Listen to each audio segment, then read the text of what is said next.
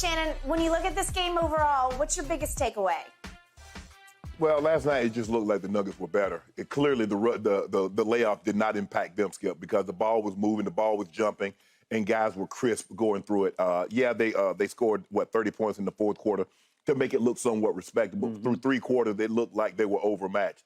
Nikola Jokić, I think last night he proved he's the best player in the NBA, and I'm not sure it's close because the man had 27 points on 12 shots.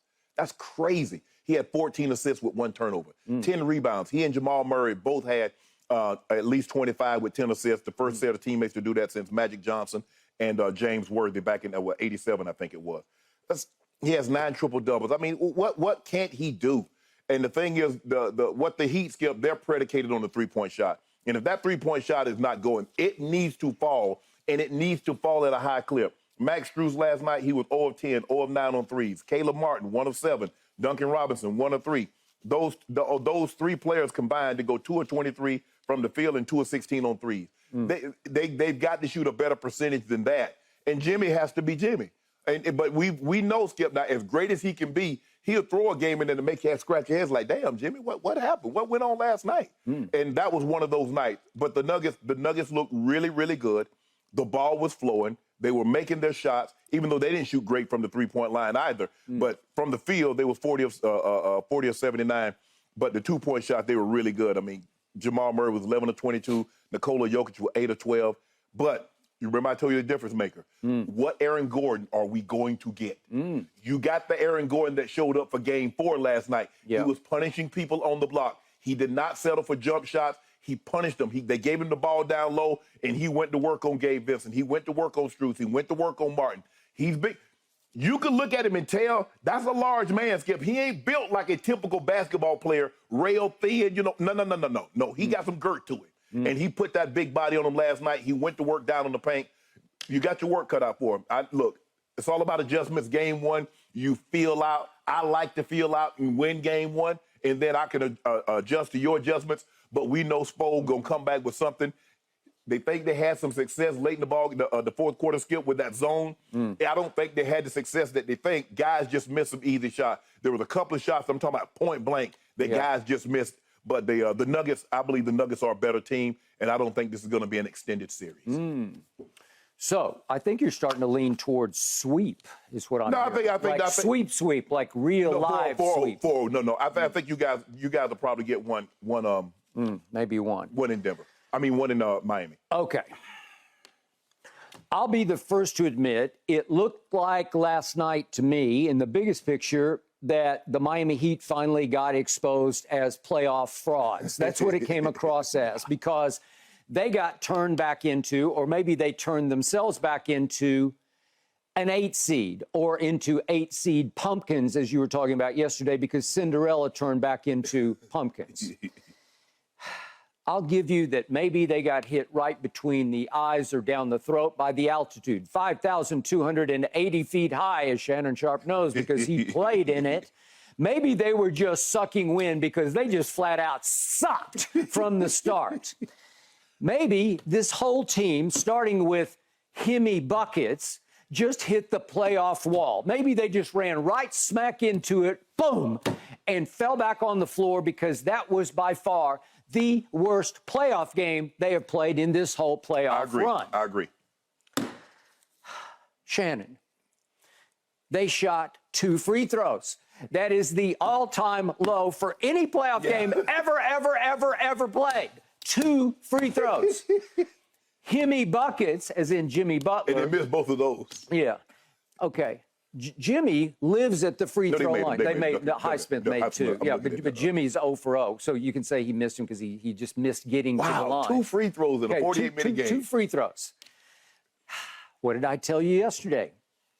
The Nuggets have no rim protector because Joker is not a rim protector. No. You attack.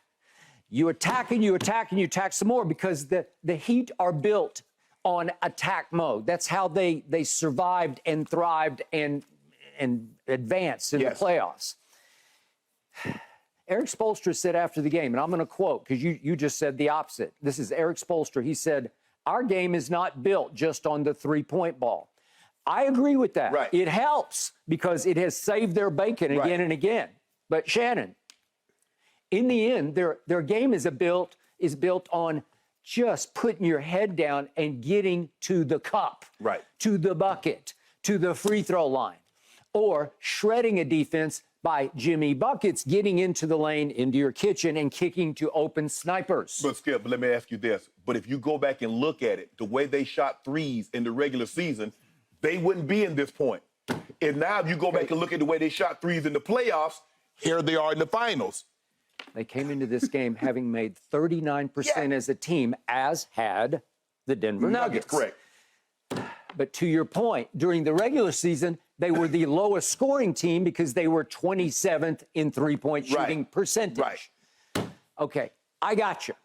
So, once again, the Butler didn't do it last night because he went weird Jimmy on me. Just when I predicted you yesterday, I believe Jimmy will snap out of his funk, his skunk funk, and come back alive for game one at Denver.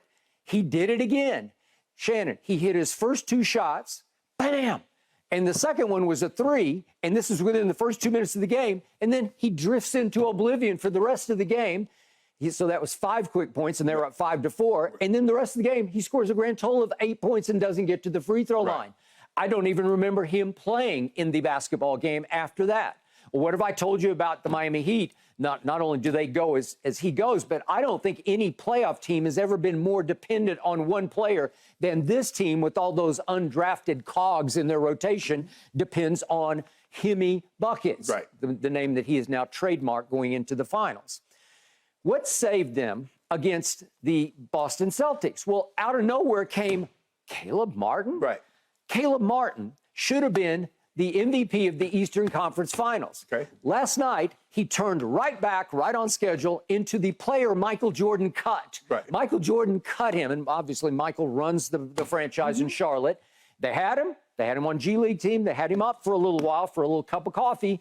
And Shannon, they cut him. They waived him. They sent him out onto the open market, and he wound up in Miami. Max Strus, the Boston Max Celtics. Strus, same idea. But Max Strus is about as streaky a three-point shooter as you can get. He came into this series through the playoffs making only 33%. But I remember a bunch of big ones that he made. Yes. Because timely threes. As Spoelstra said when he was talking about how we're built, he says, but we also have ignitable guys. Yes. So from three, they're ignitable, where especially a Strus, kind of when you least expect it, or a Gabe Vincent, as you remember game three, he said, my God, every time he went up and do a shot, I thought it was in. He was 5 of 10 last night from the three. He got going. But remember what happened for the first 3 quarters last night? My Miami Heat was oh Miami, because for the first 3 quarters, they were 7 of 27 from three. That's 26%. That won't get it done. Right. So what happened to Caleb Martin? Well, you can see in your box score.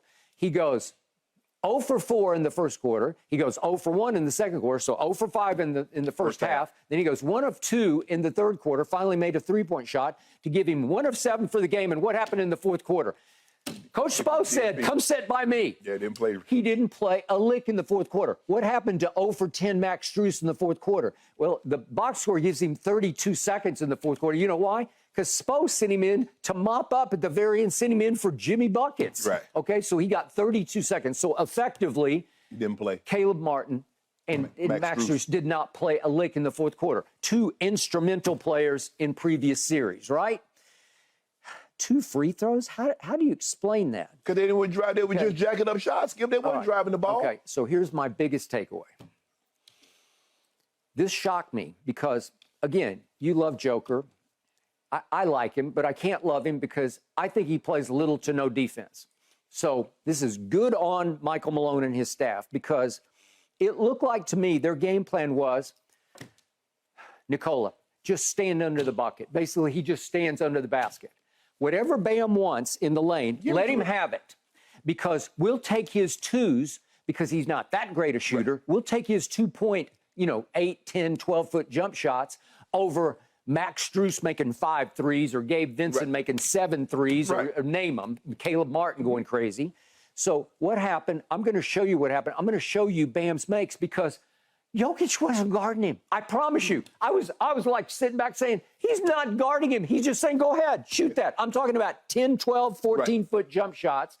And he's just saying, okay, you want this? Okay, he kind of guarded him there, but he made a nice jump hook. And then that's just a slam put back. And then here, okay, I'll take that. I'll take that. I'll take that. That was just a gift. And there's another gift. They're not paying a whole lot of attention to him. He started making a few bank shots. Bam had 25 shots. Yeah, okay. Bam ain't not going to beat you with 25 shots. Guess what, ladies and gentlemen?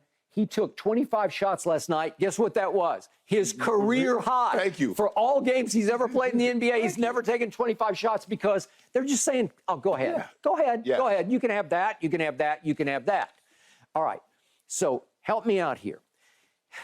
To me, the biggest takeaway is it wasn't what Denver did so much last night. It's just what Miami didn't or couldn't do. Because as they all said after the game, even Strus said, we got whatever we wanted. Well, you got it, but you didn't cash it. Right. Okay, so now let's look at Max Strus. He misses 9 3-point shots. If we could, please, let's see how those 9 look. Because I thought, if he makes 3 of these, if he makes 3, maybe we're having a different conversation. That's just wide open. That's just wide open. Didn't get there. Okay, wide right. Pretty wide. That's a little contested. Way long. Fairly, he made those against Boston like crazy and fairly open, in and out. Yeah. Oh, God. Are you serious? When he missed that one unguarded, and that's pretty unguarded. Max, that was very guarded. Yeah. Now he's forcing, rushing, desperate. Okay. 9 times he's got shots. I've seen him make hand and face threes where you're like, what? Yeah. How did he make that? Okay. Yet and still, Mr. Sharpe, this was amusing to me because you gave me 8.5 points because that was the line. Yeah. Line now for the next game is 9 points because Vegas is saying, well, I think they just went up in superiority a little bit. Okay. So you give me 8.5. And yet, I'm looking at, where's my thing here? We go late in the game, and we come up with a shot by Highsmith. Haywood Highsmith makes a 3-point shot with 2:37 remaining that actually cuts it to 9 points, right? Yeah. Well, you gave me 8.5. Here it is from the corner, and I'm like, seriously? He ripped it from the corner. And all of a sudden, I'm saying, wait a second. It's now a 9-point game with 2.5 minutes left. That's plenty of time. Mm-hmm. And I'm thinking, wait a second. The one thing about this Heat team is that they just won't stop. I don't care what you do. They'll just keep on keeping on. As bad as it gets, they'll keep. If it's bad to worse, they don't care. They'll just keep fighting. There's no quit in them, as in that it's almost like they enjoy doing this the hardest way. Right. So then your team comes back the other way, and it's your ex-Laker, KCP. Right. This is, to me, as far as our bet goes, which you won, this was the shot of shots. That free throw line jumper? Yes, KCP comes down and makes a huge shot because, Shannon, if this lips out, he takes it right to the free throw line and falls away. And first I thought it was going to be a little wide right, and it kind of catches the right side of the bucket and up and under and in. It's a big shot because all of a sudden it goes back to 11. Hypothetically, if he lips that out, they go down and they get Highsmith or somebody open. Gabe Vincent had heated up. They made 6 of 12 threes in the fourth quarter. If somebody comes down and makes a 3 and it gets cut to 6 with 2 minutes left, I got to tell you, I think throats start to tighten, and not because of the altitude, in Denver for the Nuggets. Well, Skip, if you think about it, the Nuggets missed some easy shots. They went 0 in the from the 3-point line in the fourth quarter. They missed all. They missed, what 10? No, it wasn't 10. 5, 8. Yeah, it seemed like 0 for 8. Yeah, they was 0 for 8. 0 for 8. 0 for 8. They was 7 of 20 from the floor. Yeah. And they missed some easy buckets. Yoke left one short. KCP missed 1 point blank. They missed a couple of easy shots as well. So it wasn't. But the Miami is talking about they got whatever they wanted. The Nuggets got whatever they wanted also. Okay. The difference is they got theirs going to the basket. I don't know if this is a good thing or a bad thing, but I actually didn't think the Nuggets played great. I thought they played a little better in the 4 games against the Lakers, to the point that you can argue with me that maybe in game 2 they take it up a level and it's a complete wipeout blowout. But Skip, what's so amazing is that Nikola Jokić had 3 shot attempts at the first half. He did. He had 5 shot attempts going into the fourth quarter. He did. And I thought he was really good in the fourth quarter because he made a couple of buckets they really needed to break. So he had 3 points. He had 3 points and 10 assists in the first half. Yep. He's your big gun, and he only has 3 field goal attempts. Yep. How many superstar players that we've seen only have in an NBA Finals game have 3 shot attempts at the half? Yeah. That just goes to show you he's not going to force it. Well, I think they get frustrated with him because he's such a reluctant scorer and a happy passer, yes. right? So they're looking like, so, okay, let's just say for the sake of argument, doing what he's done in the playoffs, he has 10 shot attempts. He has 12 shot attempts. Okay.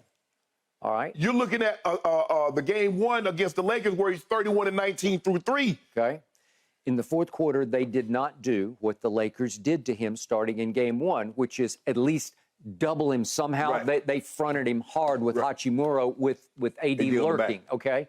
Well, instead of having Bam lurk with the defender up into him, they just said, Bam, you got him. And he would back him down and bump him down. And he weighs, I don't know how much he weighs, 3-something, right?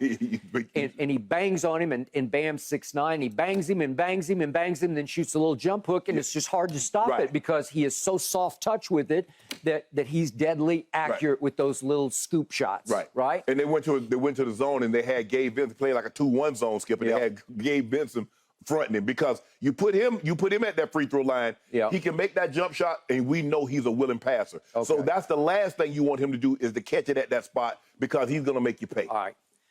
I need to credit Michael Malone. I've occasionally been tough on him on this show, but I did love his pregame motivation speech because I would have responded to this if I'd been in the Nuggets locker room in sneakers. He did, I'm going to paraphrase his speech, but he said, they, meaning the Heat, they went into Milwaukee and they took game 1. They went into New York and they took game 1. They went into Boston and they took game 1. Not tonight, not in our house. I love that because that was the essence of what was about to happen. Are you guys going to let them come in here and do to you what they've done to 3 other Eastern Conference teams? Yeah, they didn't. But Skip, the difference is they didn't mess around with the Heat. All the other teams messed around with them like, well, we're going to feel them out. The next thing you know, you find yourself down 10 at the half. Okay, because the other 3 teams in the East took them as an 8 seed. They didn't take them seriously. Well, again, Michael Malone got his team ready to take them seriously.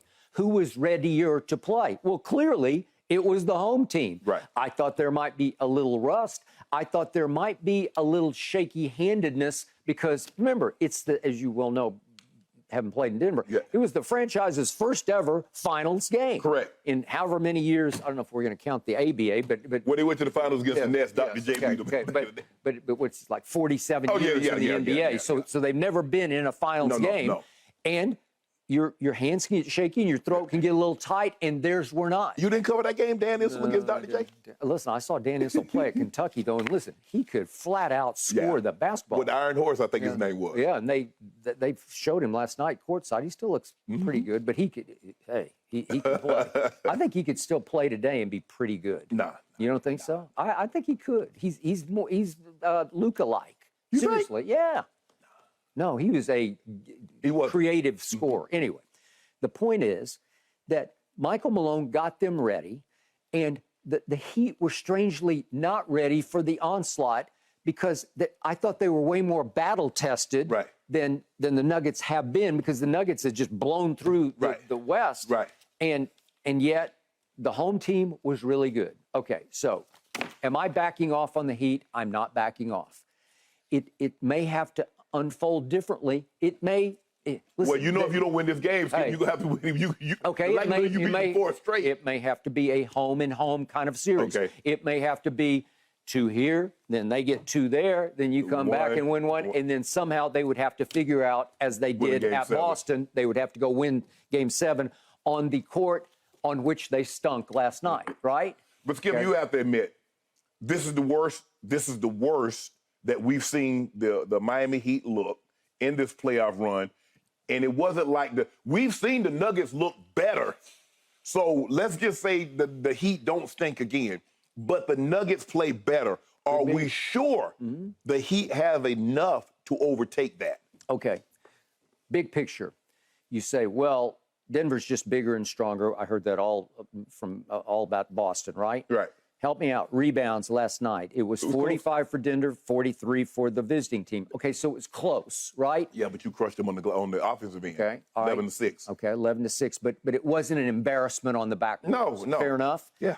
Okay, from 3, Denver was only 8 of 27 from 3. That's 29.6%.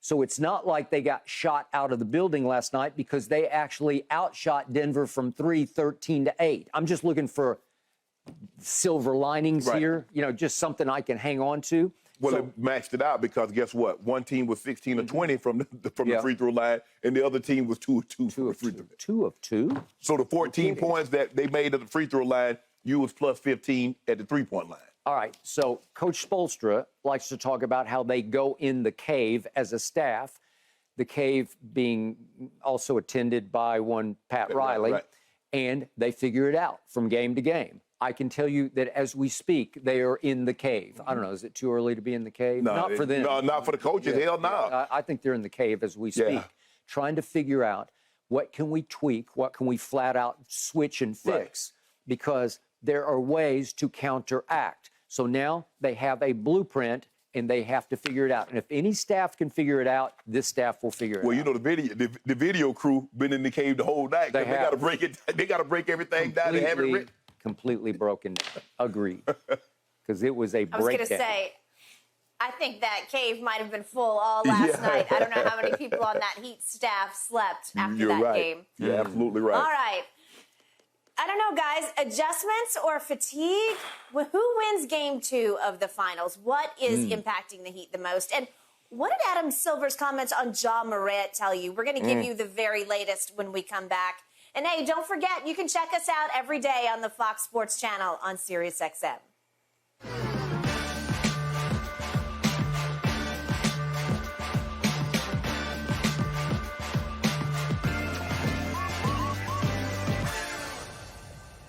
Thanks for watching, Undisputed fans. Subscribe here to get the very latest from Skip and Shannon. Plus, go watch a few segments from our other shows on FS1.